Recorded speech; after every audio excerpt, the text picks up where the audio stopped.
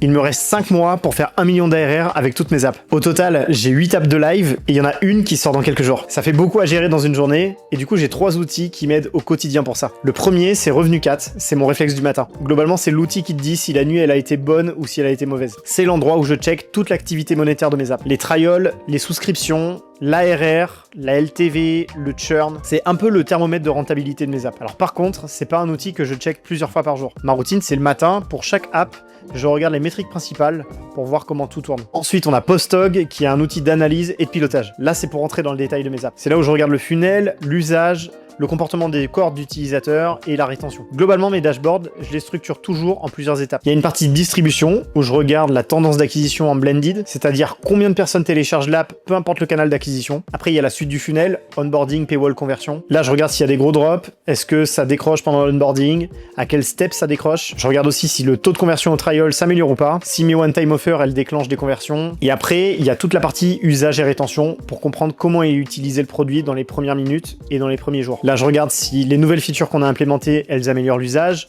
le résultat de mes A/B tests et tout ce qui est globalement lié à l'utilisation du produit. Tout ça, ça me donne des indicateurs pour entrer dans le détail. Typiquement, s'il y a une baisse sur l'acquisition, ça m'allume une lumière en me disant « Ok, peut-être qu'il y a un canal d'acquisition qui est en train de foirer ». Et le troisième outil, c'est pas un outil data, c'est même pas un outil qui est lié au monde des applications mobiles. C'est plus un outil qui m'aide dans ma manière de travailler toute la journée. Le tool s'appelle Whisperflow, ils font énormément de pubs en ce moment et il marche hyper bien. J'ai essayé des alternatives, franchement c'est très solide. En gros, je passe ma journée à écrire des trucs sur Claude, à répondre à des mails et à envoyer des Slack. Avec cet outil, je peux littéralement parler au lieu de taper sur un clavier. Et en vrai, c'est beaucoup plus rapide. Et je pense que maintenant, il y a 80% des trucs que je faisais à l'écrit que je fais en parlant. Mais c'est pas juste pour une question de vitesse. Quand je parle, je réfléchis mieux. Et souvent, les bonnes idées, elles sortent plutôt à l'oral. Il y a évidemment d'autres outils que j'utilise au quotidien pour gérer mes apps, mais on aura l'occasion d'en reparler.